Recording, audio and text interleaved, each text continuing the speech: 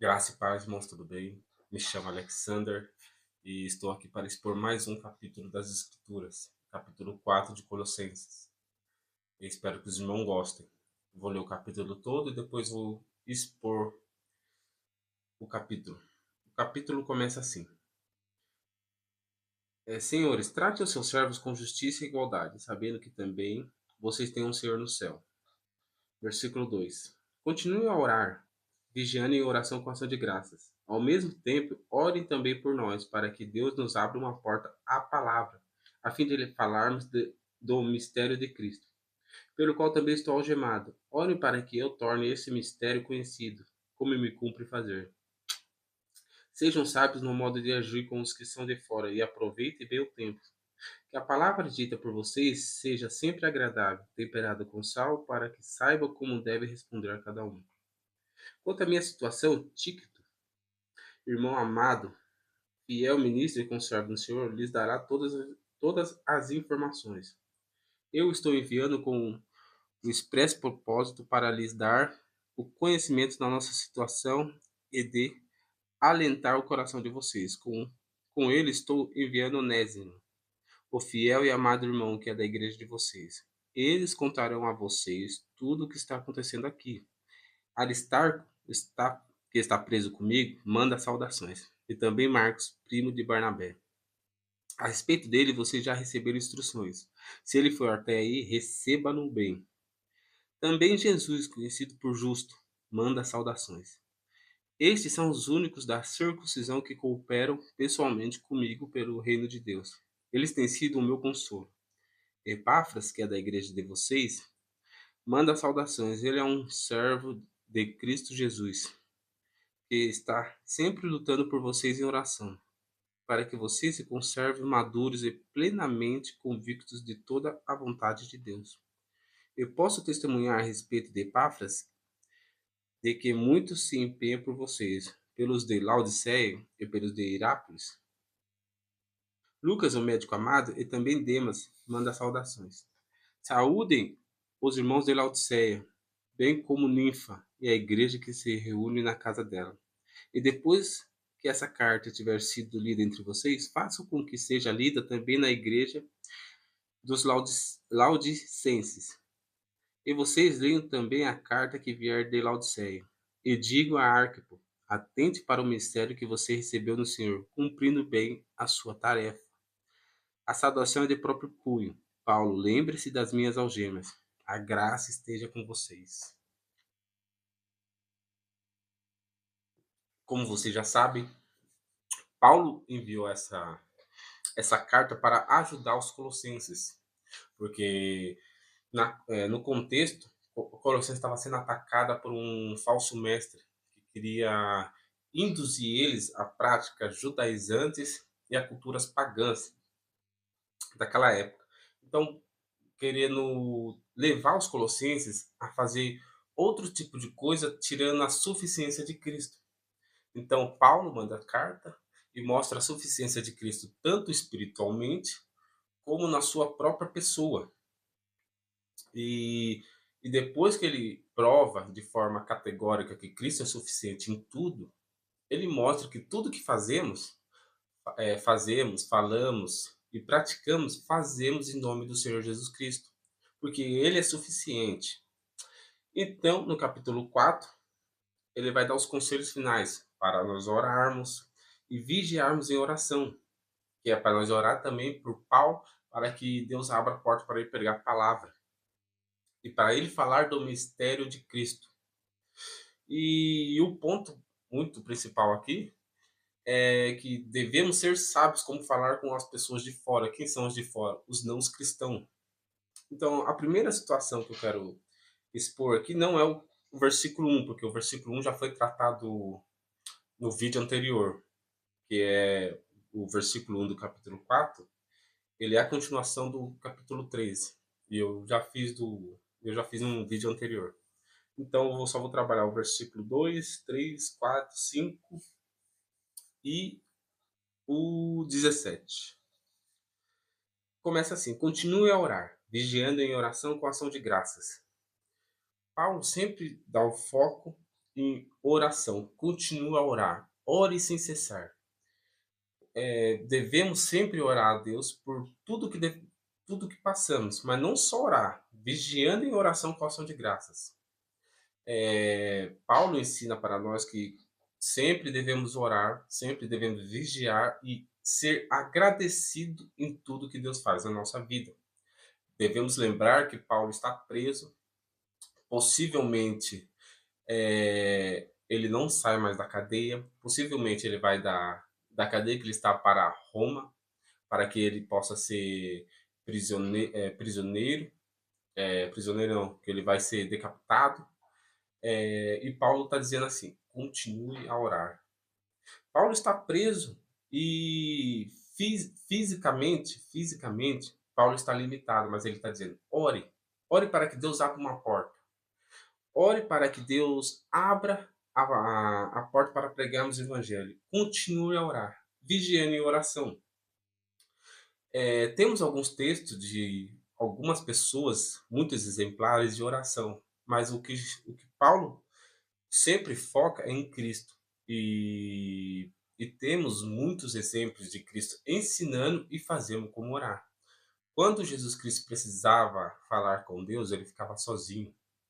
Quando Jesus Cristo estava em situações difíceis, igual a os últimos dias dele na terra, ele foi orar. Ele, ele orava e orava e orava e orava. E até que ele chegou, levou Pedro e mais dois discípulos com ele, e ele foi orar. E quando ele voltou, encontrou os discípulos dormindo.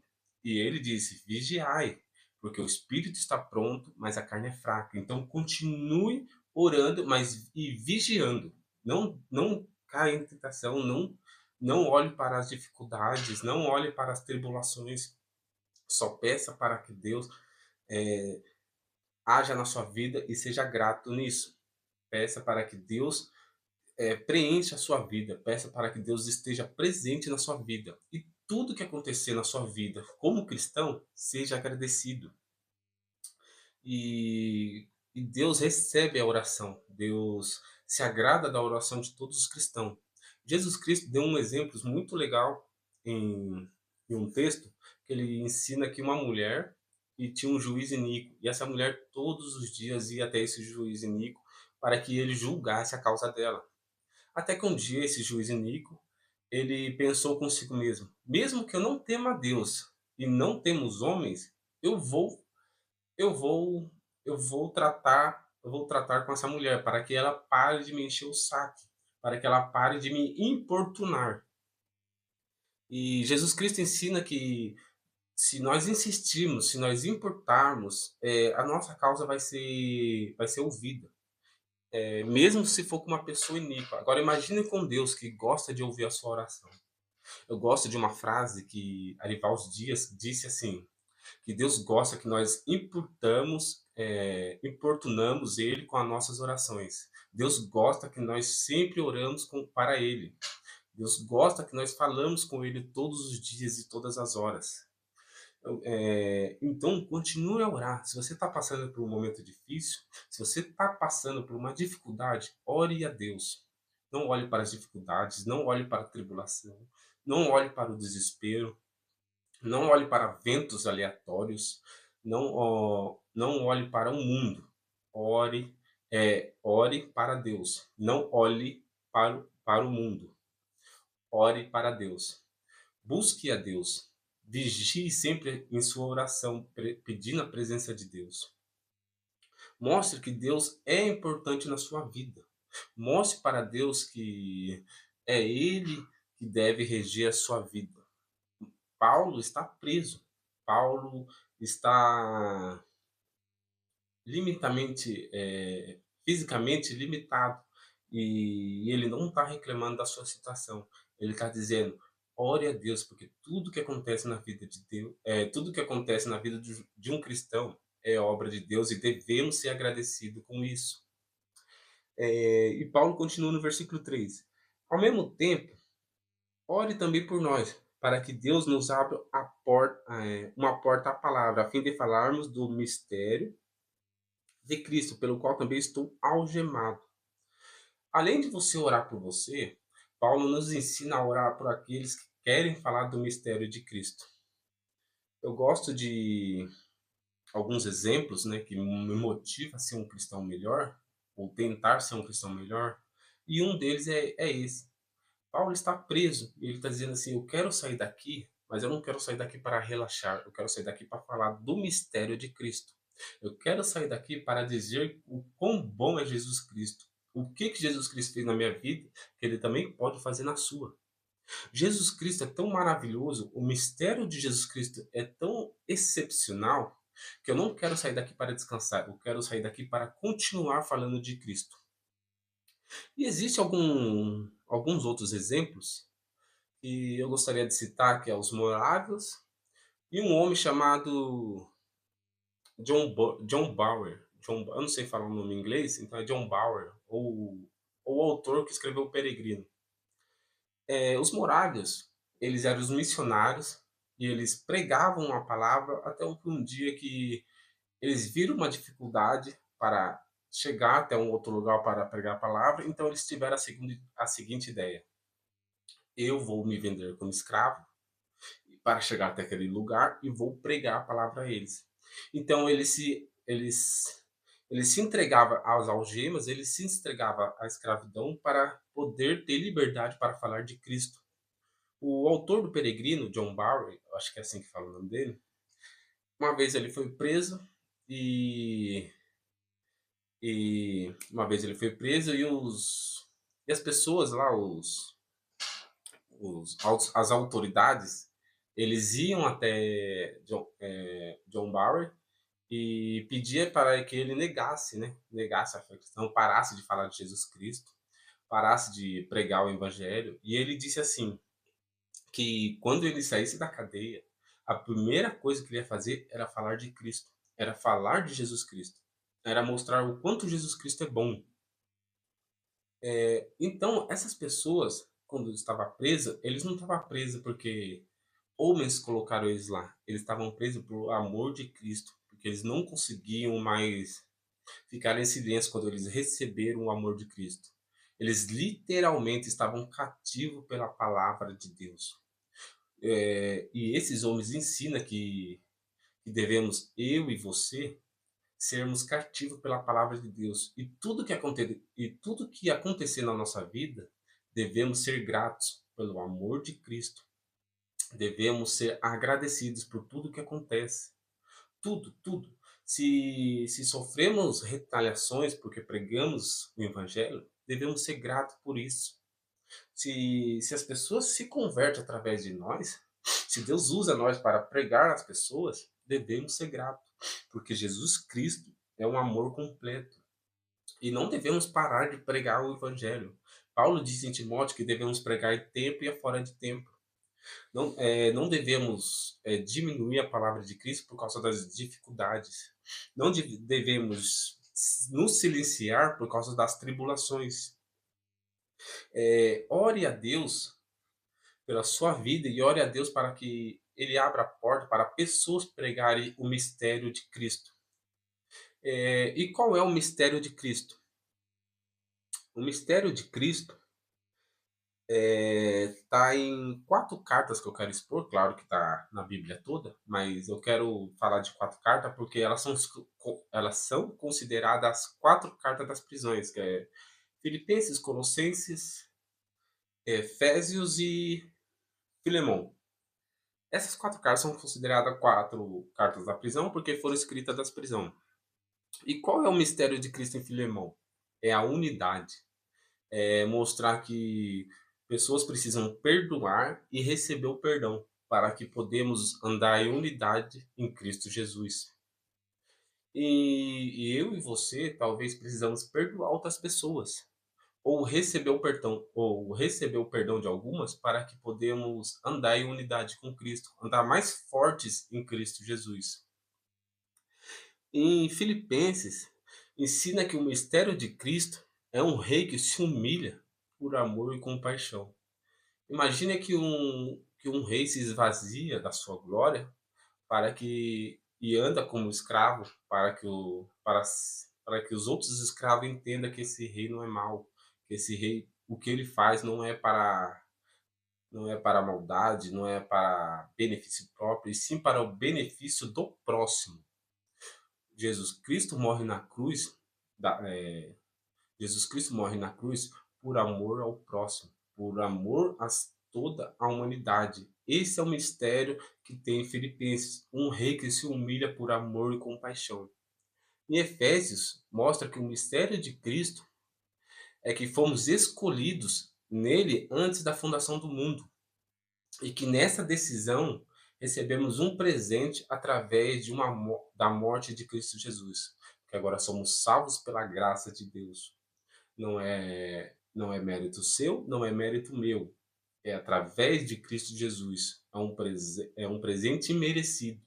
É um presente de Deus dado aos homens, para que podemos ser salvos. Então, você foi salvo, eu fui salvo através da morte de Cristo Jesus. Esse é o mistério que Paulo apresenta em Efésios. E o mistério de Jesus Cristo em Colossenses é que Jesus Cristo é suficiente. Ele mostra isso no capítulo 1, que Jesus Cristo é suficiente espiritualmente, porque tudo que é criado está abaixo de Cristo, e que através da morte de Cristo temos reconciliação com Deus, que através da morte de Cristo somos sepultados no batismo e vivemos agora uma nova criatura em Cristo Jesus. Toda a Bíblia mostra um ministério, toda a Bíblia agora mostra um mistério de Cristo. E eu quero apresentar os quatro, logicamente, para não ficar um vídeo tão estendido. Mas esses quatro sempre mostram o mistério de Cristo. Um é a unidade, o outro é um rei que se humilha. E Efésios é um rei que escolheu nós antes da fundação do mundo para recebermos um presente através da morte de Cristo. E em Colossenses é a suficiência de Cristo. Como entender? Agora nós começamos a entender que esse mistério de Cristo não pode ser cessado. Esse amor que Cristo deu aos homens não pode ser diminuído, não pode ser cessado, não pode ser limitado, tem que ser expandido a todas as nações. Então, quando Paulo diz assim, ó, orai para que eu saia daqui para pregar o evangelho, o mistério de Cristo, ele só tá confirmando o que aconteceu em Mateus 28. Em Mateus 28, e de pregar o evangelho a toda criatura. Todo aquele que nele crer será salvo. Então, se você crê em Jesus Cristo, você será salvo. O mistério de Jesus Cristo que a Bíblia apresenta é a salvação. É a salvação do homem através da morte de Jesus Cristo. Você tem salvação em Cristo Jesus. Você, através de Jesus Cristo e na morte de cruz, você tem o perdão dos pecados. Você tem reconciliação com Deus. Jesus Cristo deu tudo a você. Tudo que você nunca teve, tudo que você nunca vai imaginar ter. Ele te deu na cruz, que é o perdão, que é o amor, que é a salvação da sua alma, que é, que é a reconciliação com Deus, que é a porta, que é a porta diretamente aos céus, que é o acesso vitalício ao céu. Se você está em Cristo, você tem acesso vitalício com Deus. A sua oração chega a Deus. A sua oração é diretamente a Deus, não tem intermediários. Eu digo em questão de anjos, que nem o contexto de Colossenses diz que o falso profeta usava anjos para fazer intermediações. Não. Jesus Cristo morreu na cruz para você ter acesso direto a Deus. O Jesus Cristo morreu na cruz para você ter intimidade com o Espírito Santo, intimidade com Deus, intimidade com Jesus Cristo, intimidade com a Trindade. Você não precisa de intermédios humanos ou anjos para chegar a Deus. Jesus Cristo fez isso por você. Versículo 4.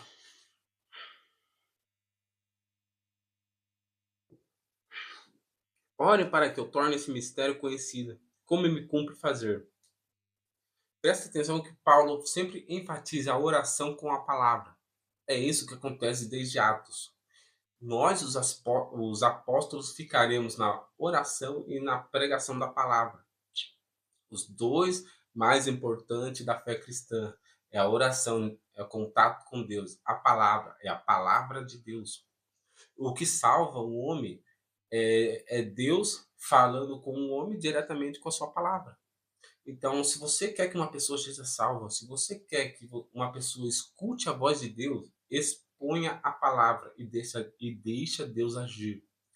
Não tente convencer o homem com a sua palavra. Não tente convencer o homem com filosofias que só filosofias de homem, que filosofia só de homem para homem. Pregue o mistério de Cristo e deixe Deus agir. É, Mostre para o homem que o mistério de Cristo é a cruz, é a ressurreição. Paulo diz em Coríntios que se a ressurreição de Cristo é vã, então é vã a nossa fé. Mostre para a pessoa que você está convicto da ressurreição de Cristo e ele verá em você uma parte de Cristo. Ele verá em você o próprio Cristo. Porque um homem que se expõe às escrituras, que se debruça nas escrituras, ele mostrará à pessoa que ele tem parte com Deus. Ele mostrará às pessoas que ele busca Deus fielmente, que ele não quer falar aquilo, que ele não quer falar que ele acha. Ele quer falar aquilo que Deus pede. O mistério de Cristo é quando você expõe as escrituras e mostra o valor das escrituras. Mostra o amor de Cristo através das escrituras. Mostra o amor de Deus através da oração. Quando você ora por uma outra pessoa, você mostra que Deus também ama em conjunto, em unidade. Você mostra que você também se preocupa com a outra pessoa, que você também quer que a outra pessoa participe da fé, do amor de Deus. Você quer que a outra pessoa também chegue-se a Deus, também receba esse amor que você recebeu e que ela entenda esse amor que você entendeu. Então, quando Paulo diz assim, olha para que eu torne esse mistério conhecido, Paulo está dizendo que ele quer pregar a todas as pessoas e que todas essas pessoas entendam que Cristo fez por amor. Fez por amor por você e fez por amor por mim. Então, quando você orar, ore, mas ore com intensidade. Ore com convicção. Eu gosto de uma frase de Martinho Lutero que ele diz assim: que se você não ganhar tempo orando pela manhã, o diabo te derrotará à tarde. Então, ore sem cessar. Se você tiver tempo para orar, ore, para que Deus preencha a sua vida. E se você orar por outra pessoa, ore para que Deus preencha a vida da outra pessoa. Ore para que Deus faça milagres na vida de outra pessoa, Ore para Deus para que a outra pessoa conheça o mistério de Cristo. E para terminarmos, irmãos, o versículo 17 diz assim, ó, e digam a Arquipo, atente para o mistério que você recebeu no Senhor, cumprindo bem a sua tarefa. Existe não vou dizer uma hierarquia, mas existe alguns ministérios que devemos nos atentar. E qual é o ministério? É aquele que recebemos do Senhor. Talvez você que está me ouvindo recebeu o ministério diante do Senhor.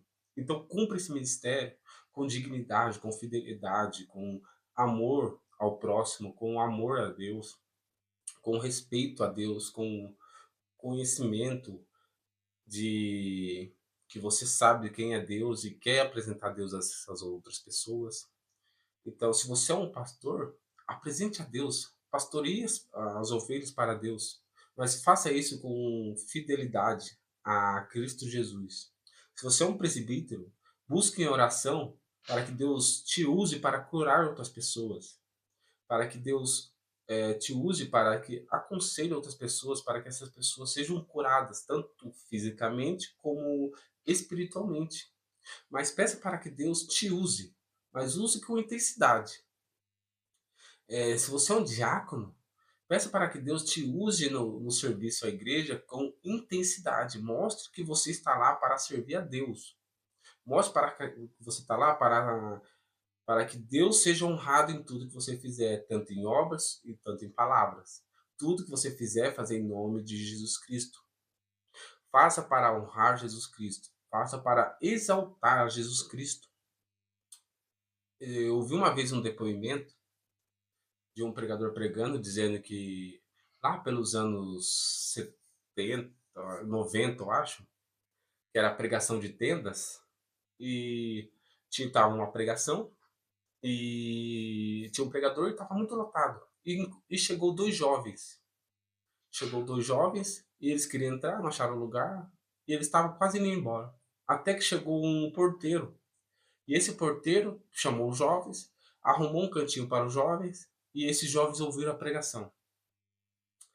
É, e desses dois jovens, eles ouviram a pregação, aceitaram Jesus Cristo e se converteram a Cristo. Mas não só se converteram a Cristo. Eles pregavam, e um deles pregava tanto a Cristo, pregava o amor de Cristo, que todas as pessoas começaram a ouvir, mas milhares e milhares de pessoas.